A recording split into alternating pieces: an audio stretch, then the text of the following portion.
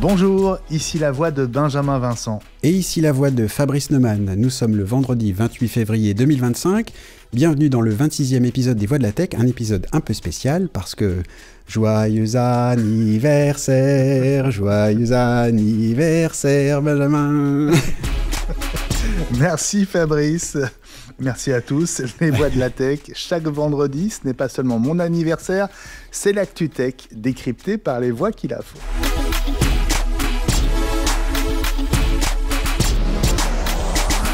Les bougies sont soufflées. Au sommaire cette semaine, un avant-goût du Mobile World Congress, la grand-messe de la téléphonie mobile qui ouvre officiellement ses portes à Barcelone ce lundi 3 mars. Et tu y seras, Fabrice. C'est vrai, j'y serai effectivement du 2 au 5 mars et je compte bien y découvrir toutes les nouveautés des côtés smartphone Android.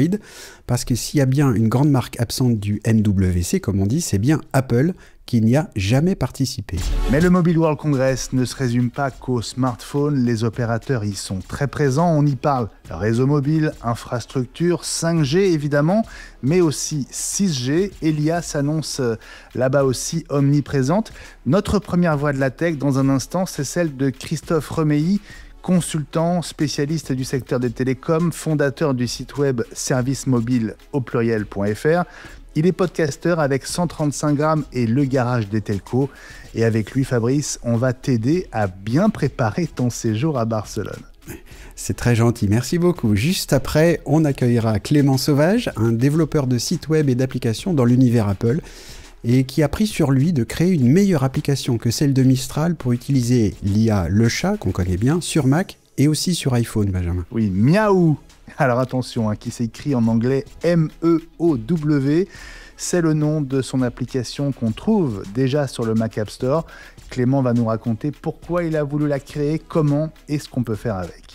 Et on va aussi lui demander sa vision de ce monde de l'IA toujours plus fou, où les applis et services se multiplient sans cesse.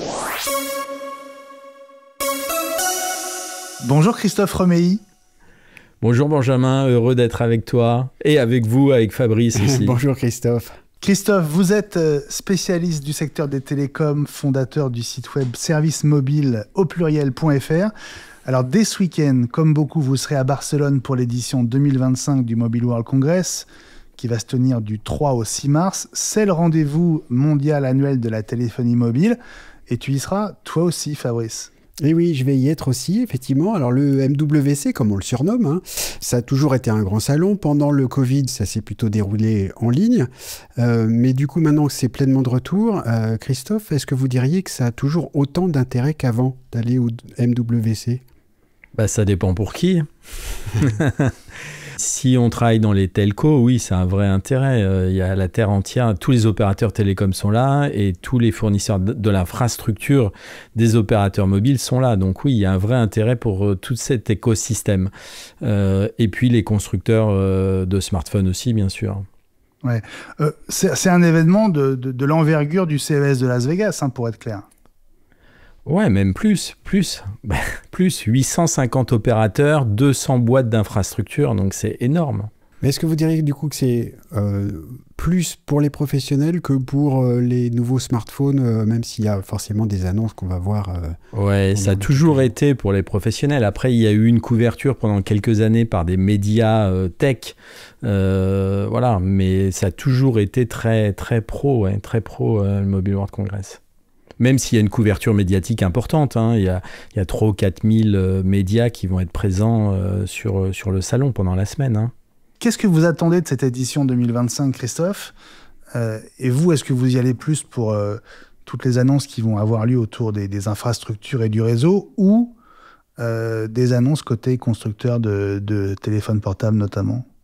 Non, en plus, sur l'industrie des telcos, toutes les annonces que les opérateurs vont mettre en place dans les mois et les années à venir, il y a plein de sujets. Donc, il y a la 5G, mais la 5G, c'est vaste. Il y a la 5G Advance qui est le Graal de la 5G que peu de pays connaissent. La France a très peu développé la 5G Advance, qui est une adoption plus large avec un accent plus sur le B2B et la transformation des réseaux. Il y a tout ce qui est RedCap, c'est-à-dire tout ce qui est lié à l'IoT. Il y a une nouvelle vague d'IoT. IoT, c'est l'Internet des objets. En ouais, c'est ça. Mais les opérateurs ont pris ça à bras-le-corps. Beaucoup d'annonces autour de l'AI. Je pense que ça va être le salon de l'AI pour les telcos. Mais, de l'IA en français, oui, ça. Oui, de l'IA en français. Parce que ça touche vraiment l'infrastructure. Ils vont pouvoir faire des choses dingues sur leur réseau, quoi. Alors ça, c'est intéressant parce qu'on n'imagine pas que l'intelligence artificielle puisse bénéficier aussi à des infrastructures réseau comme celles sur lesquelles s'appuient nos téléphones portables. Qu'est-ce que l'IA peut changer ? Alors la maintenance prédictive, c'est-à-dire qu'elle est capable de gérer mieux le réseau s'il y a des pannes réseau, il n'y a plus d'intervention humaine. Après, il y a ce qu'on appelle, alors c'est un peu compliqué, mais c'est l'edge computing, c'est-à-dire qu'on va gérer... Il y a déjà dans nos smartphones de l'edge computing, c'est-à-dire que les puces comme Apple, les puces de A17, A18 ou le Snapdragon 8 Gen 3 qui a été annoncé, gère ce edge computing, c'est-à-dire qu'on va permettre à l'IA de faire des tâches à l'intérieur du smartphone. Donc pour la photo, pour l'amélioration des jeux mobiles, pour la reconnaissance vocale, pour la gestion intelligente de l'énergie, eh bien les opérateurs vont faire la même chose au niveau de leur station de base. Alors c'est pas visible pour le commun du mortel, mais en tout cas ça va être bien présent et ça va aider grandement tous les opérateurs mobiles à être plus efficients, consommer moins d'énergie et de ne pas aller taper dans le cloud inutilement, quoi. Donc il y a des blocs d'infrastructures qui vont être dédiés à l'edge computing sur les stations de base, là où il y a les antennes. Quand on voit une grosse tour, autour de cette tour, il y aura beaucoup d'IA en fait. Est-ce que ça ressemble un peu à ce qu'on voit avec les services de streaming comme Netflix qui ont tendance à déporter beaucoup des épisodes de télé, de séries télé ou de films qui stockent plus près de ceux qui regardent plutôt que d'aller sur le serveur central ? Ouais, c'est ça. Mais ça va permettre, par exemple, d'analyser la congestion du réseau en temps réel pour les opérateurs. Ils vont pouvoir ajuster la gestion du trafic en évitant des goulots d'étranglement quasiment en temps réel. Et ça, c'est la machine, c'est l'IA qui va le faire. Ça va avoir un vrai impact sur la gestion du réseau, la qualité du service en temps réel. Alors, ça va venir dans les mois et les années qui viennent parce que la 5G en Europe, on a du retard en Europe. Il y a une étude qui vient de sortir là, qui a analysé 15 grandes villes européennes. Ça totalise 60 millions d'habitants. Et le top des villes, c'est Lisbonne, Madrid, Stockholm et Copenhague. Paris n'y est pas en fait. On est en retard de quel point de vue ? De la couverture, de la vitesse ? De tout, ils ont tout analysé, c'est un rapport de 80 pages, c'est impressionnant. On a du retard sur la 5G autonome, donc l'ASA, qui est couverte qu'à 51% seulement sur les bandes passantes de 3,4 et 3,8 GHz. C'est quoi la 5G autonome, Christophe ? La 5G autonome, c'est une 5G efficiente, si tu veux, qui va permettre d'avoir, pour le consommateur, un débit vraiment puissant, quoi. Aujourd'hui, on n'a pas une vraie 5G. Quand tu regardes les débits, c'est quoi ? C'est 200, 300 mégas. La 5G SA, on n'est pas loin entre 600 et 1 gigabit, quoi. Alors, vous avez évoqué la 5G Advanced tout à l'heure. Est-ce que c'est la même chose ou est-ce que c'est pour aller plus loin ? Est-ce que c'est les ondes millimétriques ? Oui, la 5G Advanced, c'est ça. C'est la 5G autonome. C'est la 5G SA, en fait. On parle de la mmWave aux États-Unis. Ça, c'est le top du top en termes de débit ? Oui, c'est le top du top. Les Américains ont fait des choix. La Tech War, elle est existante autour de la 5G depuis quelques années entre l'Asie et les US et l'Europe. C'est un peu compliqué, mais il y a des institutions de normes pour la 5G qui ont pris des choix et les États-Unis ont fait d'autres choix aussi. Oui, c'est le top. C'est un réseau différent, c'est un réseau différent.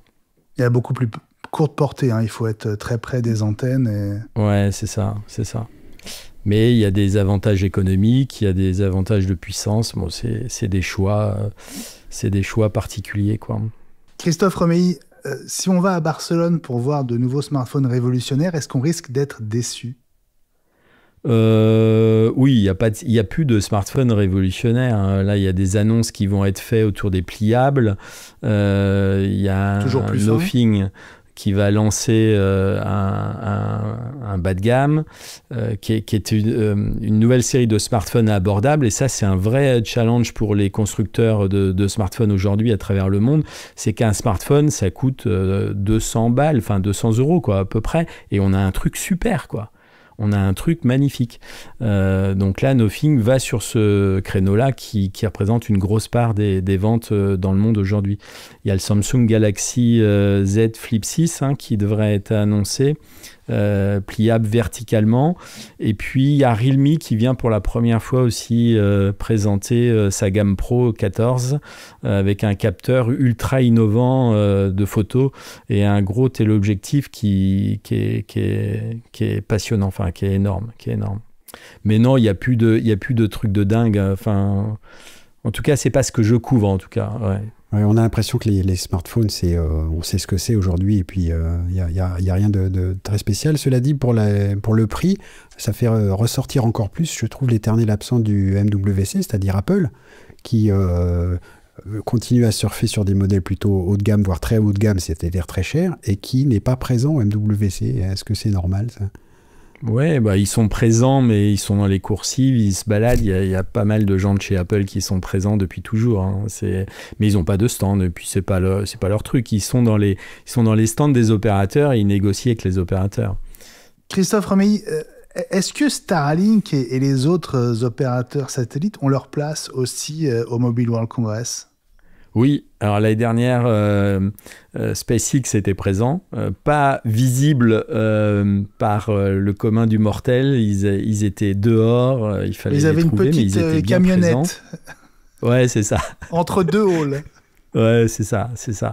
Mais le direct to cell, ouais, c'est même s'il y a des débits de 50 à 220 mégabits, c'est un vrai sujet.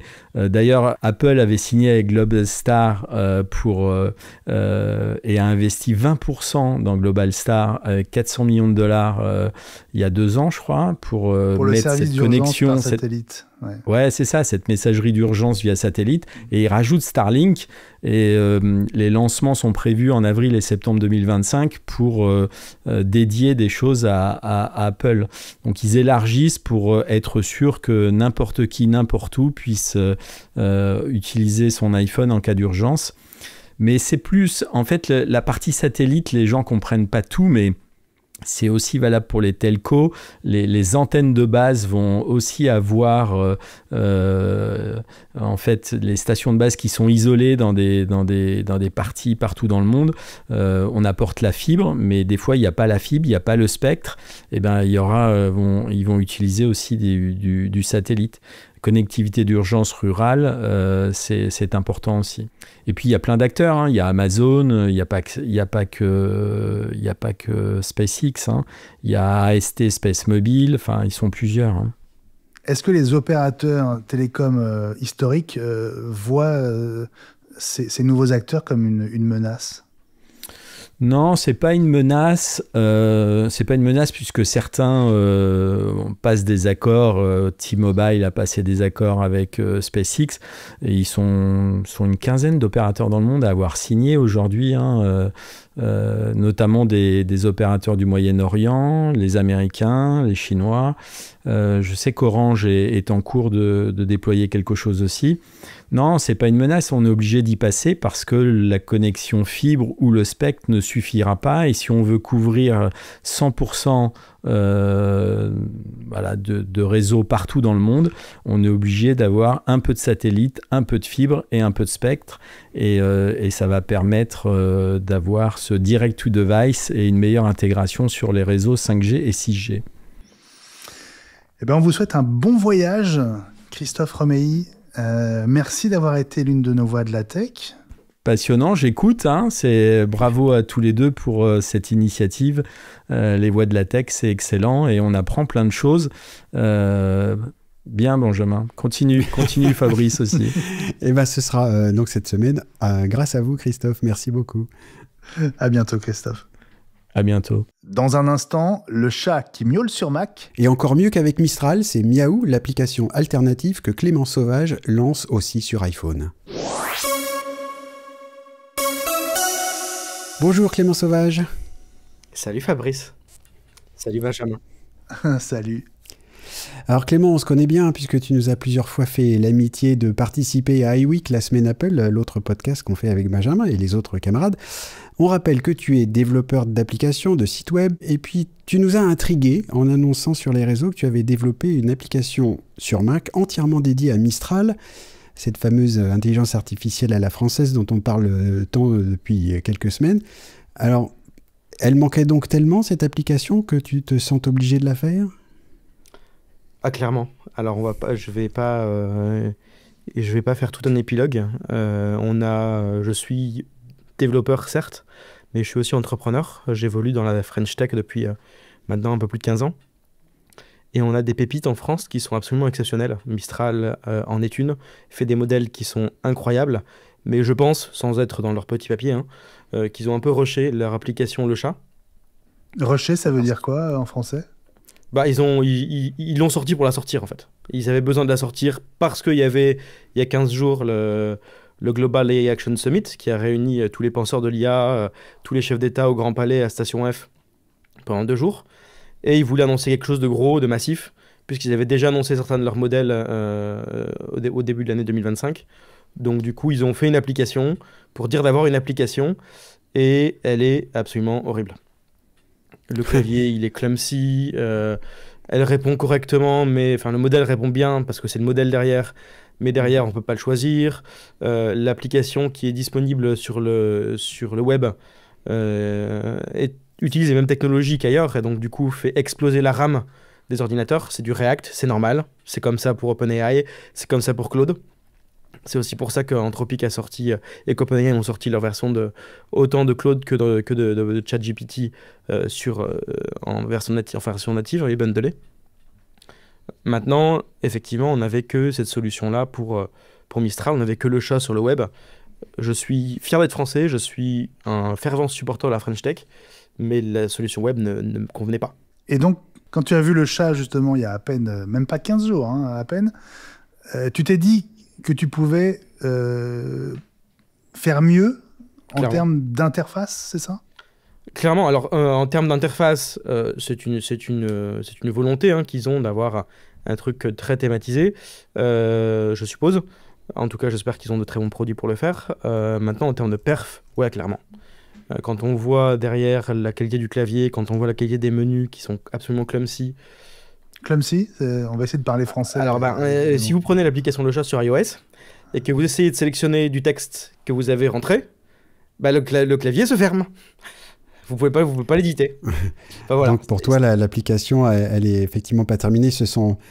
Ils se sont précipités un peu. Ils se sont un peu précipités et je peux pas leur en vouloir en fait, parce que ce sont des gens qui sont des experts en AI et jamais je me prétendrai à leur hauteur en termes d'AI. Par contre, derrière, c'est pas des gens qui savent faire des applications et c'est mon boulot. Voilà, ça fait encore une fois, ma première application, elle date de l'iPhone OS SDK, donc on parle de l'époque avant que l'App Store arrive en fait. On parle de l'iPhone de première génération. Ça fait maintenant 15 ans, 17 ans que je fais des applications. Ouais, c'est ma spécialité. Ouais, j'ai pris mes petits doigts et puis j'ai été faire ça en une petite semaine. Alors concrètement, comment est-ce que tu as procédé et est-ce que tu as toi-même utilisé l'IA pour aller plus vite ? Bien sûr. Le travail de développeur va extrêmement changer dans les 5 prochaines années. Et les gens, et même de façon globale, le travail des journalistes aussi, je pense, puisque c'est le vôtre. Je pense que les développeurs ne vont pas disparaître, mais les développeurs qui n'utilisent pas l'IA vont disparaître, au profit de développeurs qui utilisent l'IA. Si je prends un exemple sur cette application-là, aujourd'hui, une application, elle n'est pas capable de faire une application iOS ou macOS toute seule. C'est pas possible. Je peux pas lui dire « fais-moi ça » et il te la sorte. Pourquoi ? Parce que, contrairement au web, où les API sont assez stables et même s'il y a des fonctionnalités qui sont assez expérimentales, on les supprime. En fait, les SDK d'iOS changent tous les ans. Les fonctions, les méthodes changent tous les ans. Et donc, du coup, les modèles d'IA sont entraînés sur des données qui ont 18, 24, 36 mois. d'âge. Donc du coup, ce qui fait que quand on lui pas à demande jour. de sortir une fonction, il nous sort du code qui est complètement outdated. Qui n'est pas à jour.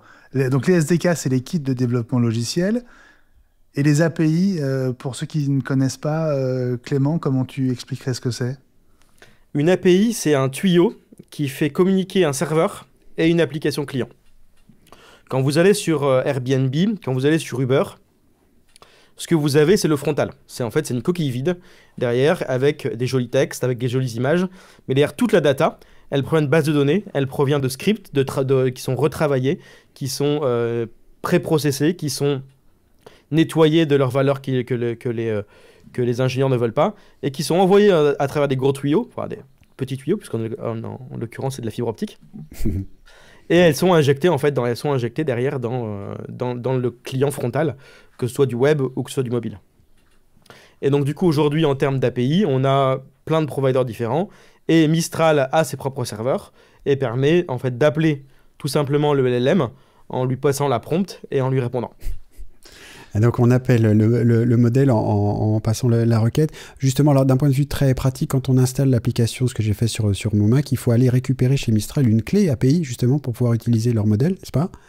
Tout à fait, parce qu'en fait, il faut que... Alors la clé dans le cadre de Meo, elle est gratuite, elle est limitée. Vous pouvez faire qu'une seule requête par seconde, et vous pouvez pas... je crois que c'est un peu limité, c'est aussi limité pour les images, qui sont supportées avec la version qui a été validée hier par Apple. Mais elle fonctionne très bien. Et elle est un petit peu plus lente aussi que les clés payantes.